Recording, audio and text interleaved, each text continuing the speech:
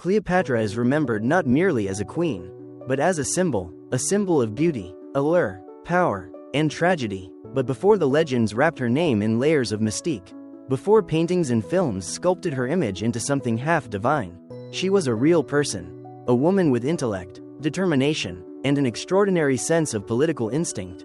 As we trace the quiet paths of her life through the dusty corridors of history, she emerges not just as a seductress, but as a strategist, a ruler, and ultimately, a soul shaped by isolation and the shifting sands of power. Cleopatra VII Philopator was born into the Ptolemaic dynasty, a family of Greek origin that had ruled Egypt since the time of Alexander the Great. Her ancestors had sat on the Egyptian throne for nearly 3 centuries. But their culture remained distinctly Hellenistic. They spoke Greek, maintained Greek customs, and distanced themselves from the native Egyptians. Cleopatra, however, was different. She was the first in her line to learn the Egyptian language. A gesture not just of intelligence but of deep political wisdom. She understood that to rule Egypt, one must speak to its people not just with decrees, but with empathy. Her reign began not in peace, but in tension. She initially ruled alongside her younger brother, Ptolemy XIII, as was tradition in the Ptolemaic line, often with sibling marriages to consolidate power. But conflict between the two soon arose. Advisors loyal to her brother sought to oust Cleopatra and control the kingdom through him. She was forced to flee the palace and live in exile. But exile did not mean defeat. It marked the beginning of one of the most extraordinary chapters in her story. Julius Caesar arrived in Egypt chasing Pompey during the Roman civil wars. What he found was not a mere city of sand and monuments, but a kingdom in turmoil.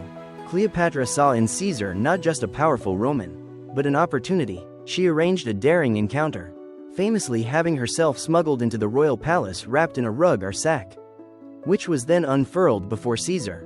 Whether myth or truth, the effect was undeniable. Cleopatra didn't merely seek Caesar's help. She offered him an alliance of minds and interests. Their relationship grew quickly, rooted in mutual benefit but not without genuine attraction. Cleopatra's intelligence, eloquence, and political vision captivated Caesar.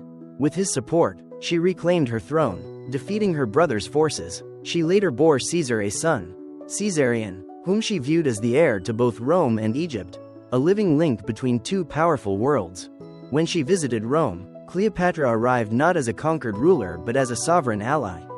She stayed in a villa across the Tiber, and although Caesar was already married, he openly acknowledged their bond. Roman society was scandalized. Cleopatra became the object of fascination and fear. To some, she embodied everything decadent and dangerous about the East, a woman who could seduce and sway the most powerful man in Rome. But her time in Rome ended with Caesar's assassination in 44 BCE. The city that had once welcomed her now held danger. She returned to Egypt, aware that a new storm was forming. Caesar's death plunged Rome into chaos once again, and 2 figures soon rose to prominence: Octavian, Caesar's adopted heir, and Mark Antony, Caesar's loyal general. Cleopatra, ever the strategist, had to choose a path. Her meeting with Mark Antony has been etched in legend. It took place in Tarsus, where she arrived on a grand barge decorated with gold and purple sails. Dressed as the goddess Isis, surrounded by musicians and incense, Antony, known for his love of spectacle and indulgence, was enthralled. But again, this was not mere romance. It was diplomacy wrapped in poetry. Cleopatra needed Antony's protection and support. Antony needed Cleopatra's resources, her ships, her gold, her grain. Together, they formed a powerful alliance. Over time, their bond deepened into a passionate affair, and they had 3 children together. They ruled not just as lovers, but as co-sovereigns of an Eastern realm that challenged the authority of Rome itself. But back in Rome, this union was seen as a threat. Octavian launched a campaign to discredit Antony, portraying him as a man bewitched by a foreign queen, seduced into betraying his Roman roots. Cleopatra became the target of Roman fear and propaganda, a siren who lured Antony away from duty, from reason, from Rome. Even as the political tide turned against them, Cleopatra remained a ruler. She governed Egypt with skill, stabilizing its economy, maintaining trade, and securing loyalty from her people. Yet she also sensed the growing danger. Rome was shifting. Octavian was not just aiming for power, he was aiming for empire. And he saw Cleopatra as the key to defeating Antony and cementing his own rule. Cleopatra was no longer dealing with politics alone. She was now in the crosshairs of a civil war that could not be escaped. The fate of her kingdom, her children, and her legacy all hung in the balance. The years following Cleopatra's alliance with Mark Antony were marked by both triumph and deepening entanglement. Together, they ruled over vast eastern provinces, combining Egyptian wealth with Roman authority. Their partnership was celebrated with public ceremonies, coins bearing their images side by side, and a court that glittered with excess and ritual. But outside the luxurious walls of Alexandria, trouble brewed in the west. Octavian, patient and calculating, watched and waited. In Rome, he carefully shaped the narrative, casting Cleopatra not as a queen, but as a corrupting force, a foreign influence that had ensnared Antony and endangered the soul of the Republic. It was a careful manipulation of fear, something Rome had always understood. The idea of a woman, an Eastern queen no less, controlling a Roman general was intolerable to the Roman psyche. Cleopatra became the villain in a story written by those who wished to erase her power. And Antony, once a celebrated soldier, was now painted as a man who had fallen from grace, weakened by desire and driven by the will of another. But for Cleopatra and Antony, life in Alexandria was different. They held court together, surrounded by poets, scholars, and nobles. They formed what came to be known as the Donations of Alexandria, a declaration of their dominion and legacy. Cleopatra was declared Queen of Kings. Caesarion, her son by Julius Caesar, was named King of Kings and co-ruler of Egypt. Their children with Antony were granted territories of the Eastern Empire, as if the Roman world were being divided not by senatorial decree, but by royal will. To Octavian, this was the final provocation. He used it as proof that Antony no longer served Rome, but Egypt. He claimed that Antony planned to make Alexandria the new capital of the empire, to shift the balance of power to the east. It was not only a political affront but a challenge to the very identity of Rome. And so, Octavian prepared for war, not just against Antony, but against Cleopatra herself. As Roman ships were built and legions assembled, Cleopatra prepared too. She strengthened Egypt's defenses, amassed her fleet, and stocked her granaries. She was no stranger to war. She had seen betrayal before, but this would be different. This time, she was not simply a queen defending her throne. She was a mother, a partner, and a symbol. Her fall would not be her own alone. When Antony left for Greece to confront Octavian's forces, Cleopatra followed. She commanded her own ships, a rare honor for a woman, even a queen. Together, they sailed into the heart of a battle that would determine not just who ruled, but how history would remember them. The confrontation came at Actium, a narrow bay off the western coast of Greece. It was September, in the year 31 BCE. Octavian's general, Agrippa, commanded a superior fleet with better strategy. As the wind shifted and fire rained down upon the ships, Cleopatra made a fateful decision. Seeing the tide turning, she gave the order for her fleet to withdraw. Some say it was a prearranged strategy. Others say it was panic. Whatever the truth, Antony saw her sails fading into the mist and followed. Abandoning the battlefield, the Roman fleet quickly took advantage, and the battle was lost. Their retreat was more than a tactical failure. It was the beginning of the end. Antony's forces dissolved. His reputation crumbled. Once a leader of armies, he now looked to Cleopatra not for power, but for refuge. They returned to Alexandria, where for a brief time, they tried to reclaim their former world. But the walls were closing in. Cleopatra retreated to her palace. Withdrawing from public life, she spent her days consulting oracles, experimenting with poisons, and building her mausoleum, an act that was both symbolic and deeply personal. She was preparing for a final stand, but also for a final rest. Each stone in the tomb was placed with care, not merely as a monument, but as a sanctuary where she could control her own ending. Antony, meanwhile, descended into despair. Once a proud and confident warrior, he now faced betrayal from allies, defections within his ranks, and the crushing knowledge that Octavian would show no mercy. Cleopatra tried to rouse him, to plan for escape or negotiation, but he had begun to drift beyond reach. In the summer of 30 BCE, Octavian entered Egypt. His approach was swift and calculated. Alexandria, though proud, was not built for siege. Its defenses crumbled quickly. Antony, hearing false news that Cleopatra had taken her own life, fell on his sword in grief. He survived the initial wound and was brought to her, bleeding and broken, where he died in her arms. Cleopatra, now alone, was taken captive but treated with care. Octavian, ever the politician, understood her symbolic power. He wished to display her in a Roman triumph, chained and humbled before the people. But Cleopatra had no intention of being a trophy. She had once stood beside the mightiest men of Rome. She had ruled, negotiated, and shaped history. She would not be paraded in defeat. She returned to her mausoleum, accompanied by her most loyal servants. Accounts differ on how she died. Some say she used poison. Others speak of a venomous asp hidden in a basket of figs. What is certain is that she chose her end. In the silence of her tomb, she embraced death with the same dignity that had defined her life. She died as a queen, not a captive. When Octavian entered her chambers and found her lifeless body, he did not rejoice. He had won the war, but something in the silence unsettled him. The woman he had feared and hated was gone. But in her death, she became more than a queen. She became a legend. Her son Caesar was captured and executed. Her children by Antony were spared and raised in Rome. Egypt was annexed into the Roman Empire, no longer ruled by pharaohs but by governors. The age of Egyptian sovereignty had ended. But Cleopatra's memory, fragile yet fierce, lived on. She became a muse for poets, a subject for painters, a mystery for historians. She was transformed again and again through the lens of time, sometimes as a villain, sometimes as a goddess, but beneath all the myths, she remained what she had always been, a woman who dared to rule in a world of men, a queen who refused to be forgotten. The silence that fell over Alexandria after Cleopatra's death was heavy and still. The city, once radiant with her presence, dimmed, the bustling ports, the markets echoing with laughter and trade, the grand halls of the palace, all of it seemed to stand in quiet mourning. Octavian, soon to be Augustus, walked through the conquered city not with triumph in his step, but with the measured quiet of a man who understood that power, once seized, must now be held. The war had ended, but the world was changing, and Cleopatra, though gone, had left behind a legacy too vast to erase. Rome had never truly understood Egypt. It admired the land's beauty, coveted its riches, but its soul remained a mystery. Cleopatra had been its voice and its face. In her, Egypt had found someone who spoke both to the ancient gods and to the new powers of the West.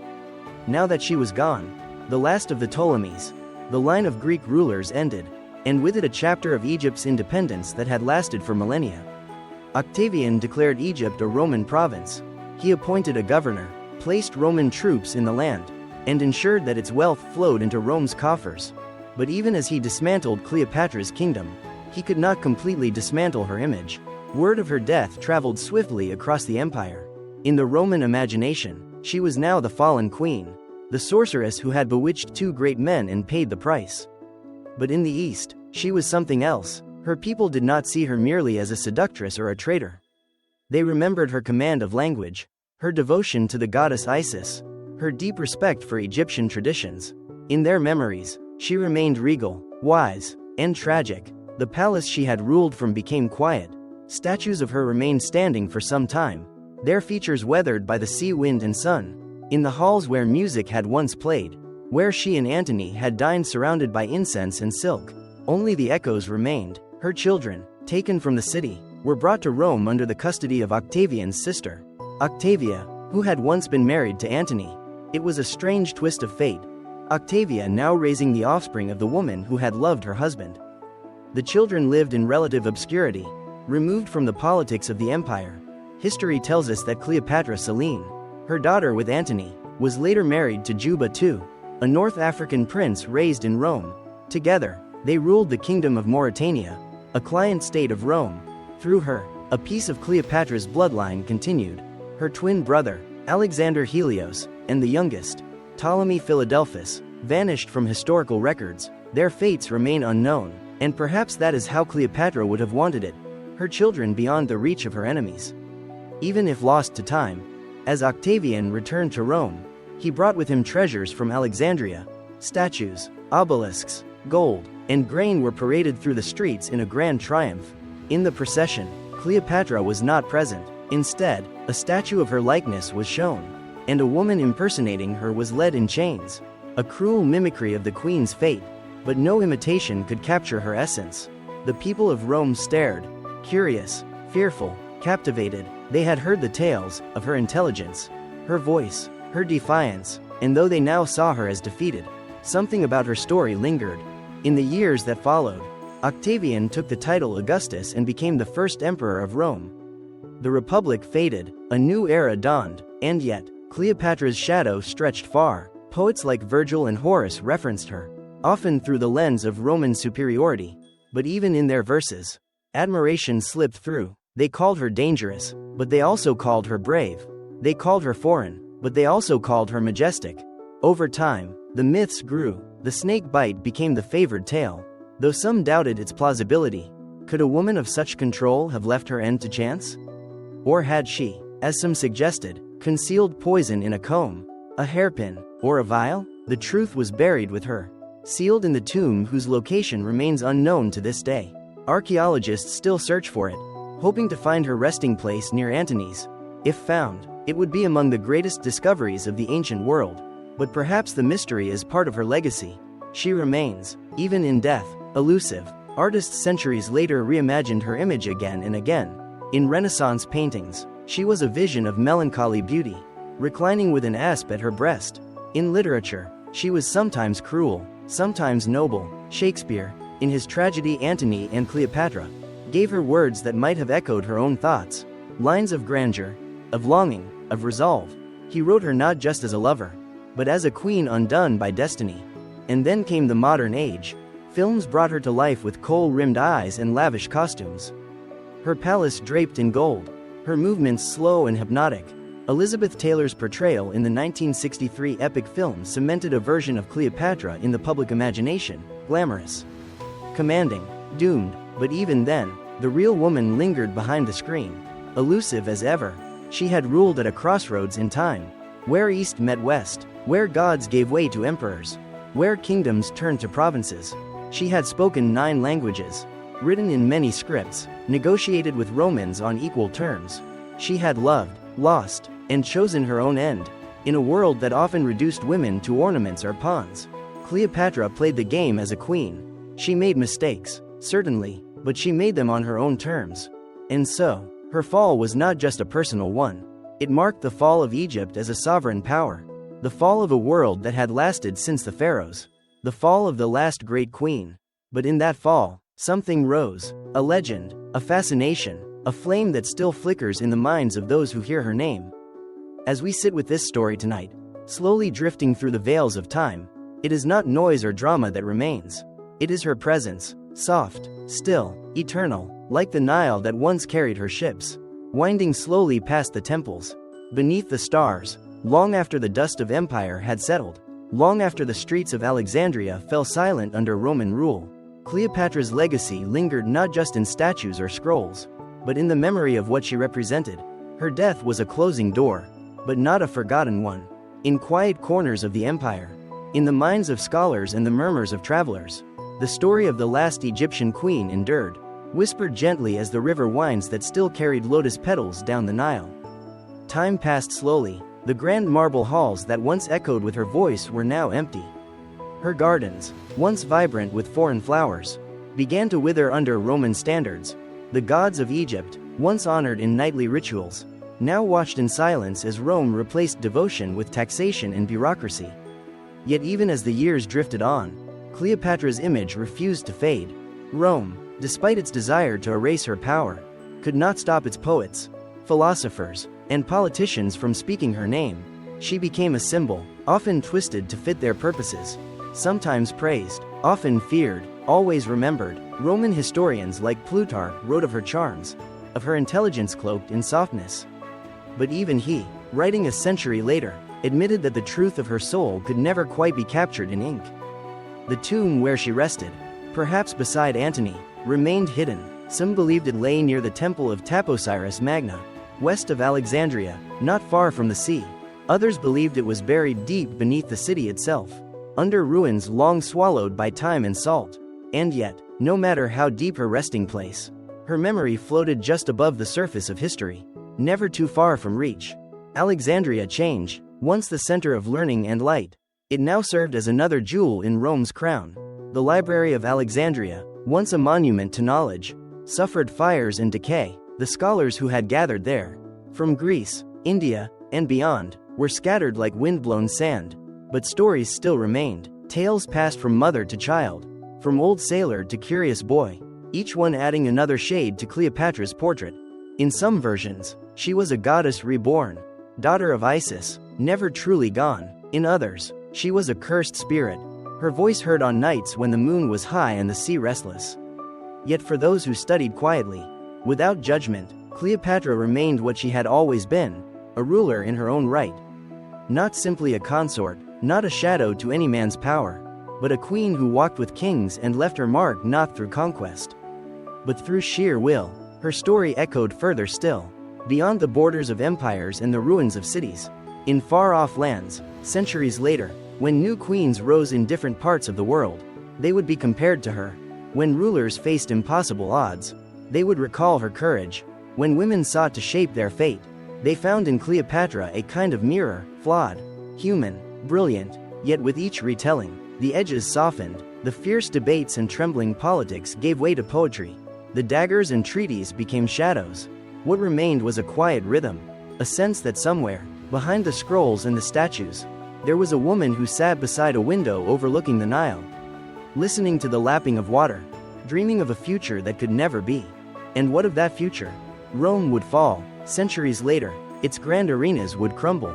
Its emperors, who once thought themselves eternal, would be buried in forgotten tombs.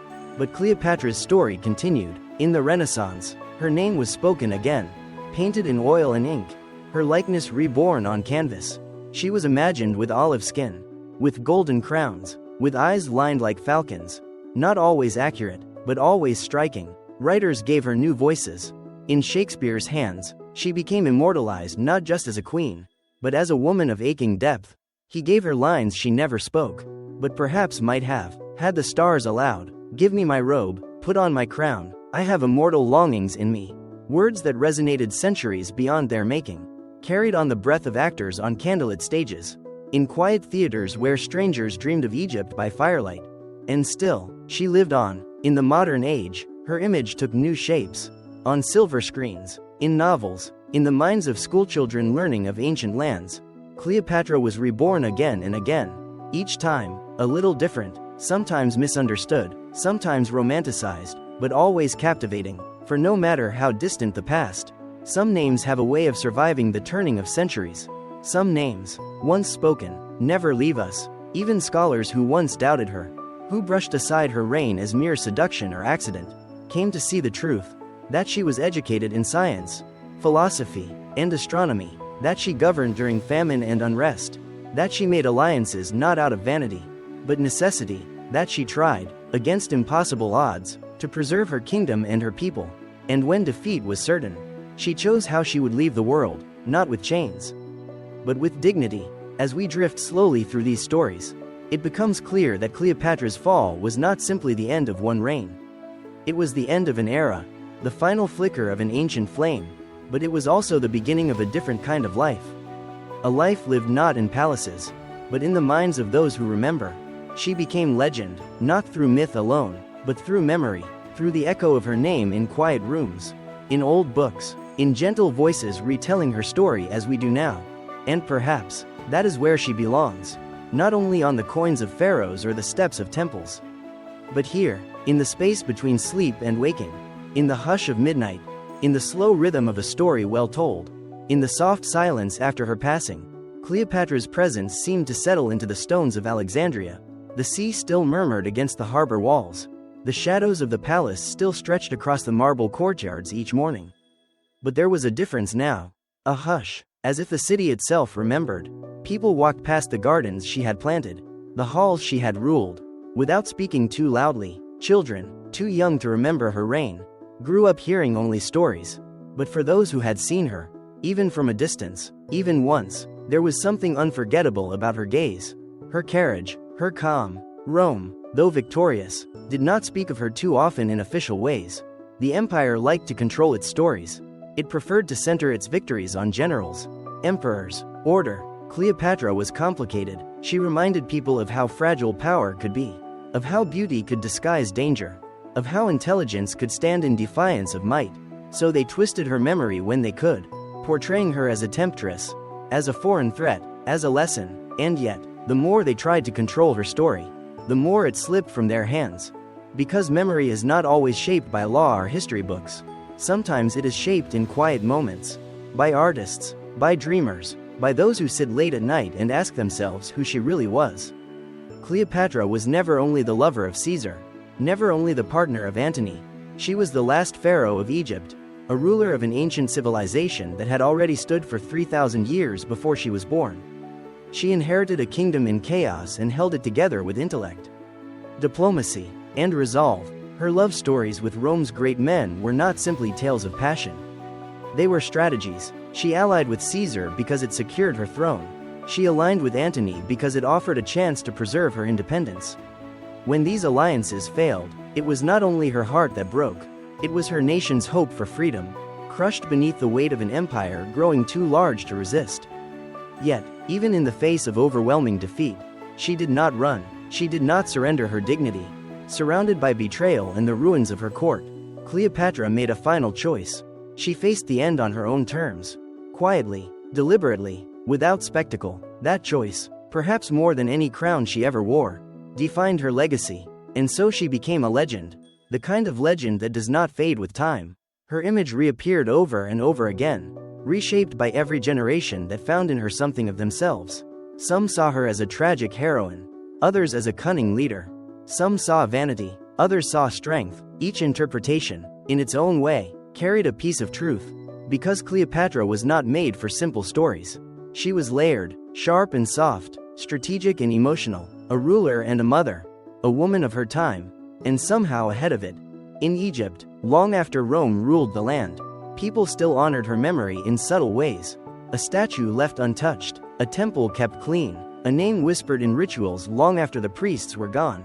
In the quiet corners of the old city, where palm trees swayed and cats moved between columns, her presence lingered like perfume, faint, but real, not forgotten. And then, the centuries turned, empires fell, languages changed. The city of Alexandria, once a beacon of light and knowledge, endured storms, fires, and wars, but the name Cleopatra always returned.